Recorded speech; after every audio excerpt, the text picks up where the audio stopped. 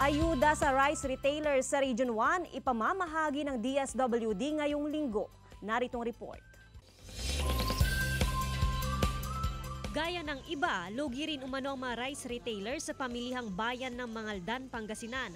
Napipilitan daw silang magbaba ng presyo bilang pagtalima sa price cap ng bigas kahit pa mas mataas ang kanilang puhunan. Sinimulan na ang pamamahagi ng tig 15,000 pesos sa National Capital Region bilang ayuda sa kada naluging rice retailer. Mula ito sa pondo ng Department of Social Welfare and Development o DSWD. Ayon sa DSWD Region 1, ngayong linggo na ang schedule ng pamamahagi ng cash assistance sa mga rice retailers sa Rehiyon 1. Dito naman po sa Region 1, kami po ay nakikipag-ugnayan sa DTI para po doon sa final list ng kanilang accredited na micro rice retailers. Pero paliwanag ng ahensya, mga lehitimo o mga may permit lamang ang mga benepisyaryo. Nakarehistro sila ng legal.